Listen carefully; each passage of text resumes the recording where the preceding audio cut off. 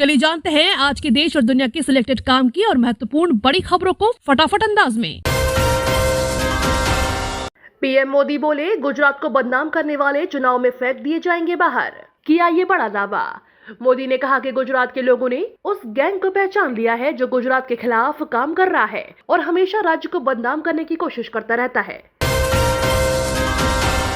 Dubai में राज्य मंत्री चंद्रशेखर बोले, पीएम मोदी नए भारत के निर्माता। वैश्विक महामारी को उन्होंने अवसर में बदला। गोविंद सिंह डोटासरा ने पीएम मोदी पर कसा तंज, कहा राहुल गांधी की तरह यात्रा निकाल कर दिखाएं। राजस्थान के झुंझुनू के चढ़ावा में गोविंद सिंह डोटासरा ने पीएम नरेंद्र मोदी पर निशाना साधा और राहुल गांधी की भारत जोड़ो यात्रा की तारीफों के पुल बांधते हुए पीएम मोदी पर तंज कसा। यही नहीं, डोटासरा ने कांग्रेस में जारी गुटबाजी पर भी बड़ी बात कह दी। ईडब्ल्यूएस आरक्षण पर सुप्रीम कोर्ट का निर्णय, पीएम मोदी के सबका साथ सबका विकास सबका विश्वास की जीत बीजेपी। पीएम मोदी 11 नवंबर को जाएंगे कर्नाटक। वंदे भारत एक्सप्रेस सहित कई परियोजनाओं का करेंगे उद्घाटन। स्मृति ईरानी का राहुल गांधी पर तंज, अमेठी ने ऐसा निकाला कि अब सड़क पर कर रहे ड्रामा। उन्होंने कहा कि कांग्रेस नेता राहुल गांधी को जनता ने अमेठी से ऐसा चलता किया कि अब वो सड़क पर आकर भारत जोड़ो यात्रा का ड्रामा कर रहे हैं, लेकिन उनकी पार्टी के नेता कांग्रेस छोड़ो यात्रा पर निकलते हुए भाजपा से निरंतर जुड़ते जा रहे हैं। इकोनॉमी कैशलेस नहीं कमजोर हुई। नोटबंदी के 6 साल पूरे होने पर राहुल गांधी का केंद्र पर निशाना। जयराम सरकार बना दो, कॉमन सिविल कोड भी लागू हो जाएगा, हिमाचल में बोले अमित शाह। यूजर्स ने किए ऐसे कमेंट। सीएम अशोक गहलोत का केजरीवाल सरकार पर हमला, कहा उम्मीदवार घोषित करने के बाद आपकी हालत हुई खराब।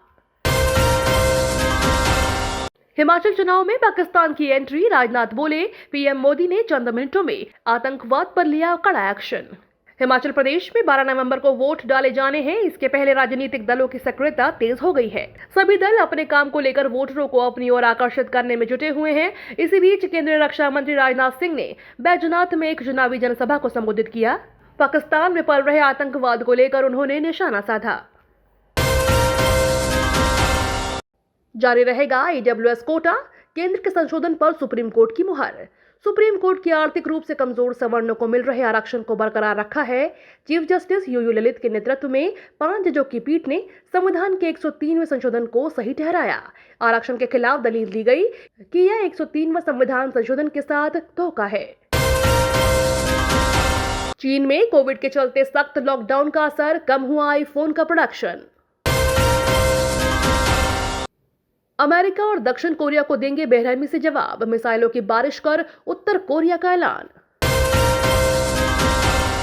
गरीब सवर्णों के लिए 10% आरक्षण पर सुप्रीम कोर्ट की मुहर, केंद्र सरकार की बड़ी जीत। रूस बना भारत का सबसे बड़ा तेल सप्लायर, सऊदी अरब और इराक को पीछे छोड़ा।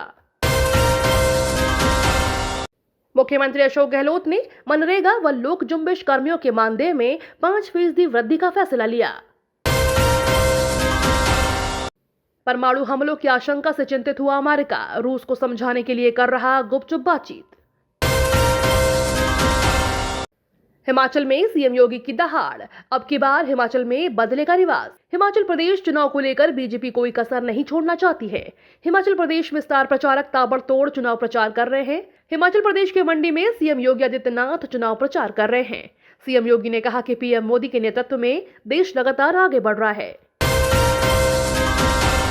केंद्रीय कर्मचारियों के लिए खुशखबरी, 3 किश्तों में मिलेगा डीए, बेसिक सैलरी में होगी बढ़ोतरी। वित्त मंत्री ने की अपनी सरकार की तारीफ, बैंकों की सेहत सुधारने का किया दावा। निर्मला सीतारमण ने देश के कई सरकारी बैंकों जैसे state bank of India, bank of Baroda, UCO bank और कैनरा बैंक के मुनाफे के आंकड़ों को भी शामिल किया है। बैंकों के नॉन परफॉर्मिंग एसेट से कम होने का उल्लेख भी वित्त मंत्री ने अपनी पोस्ट में किया है।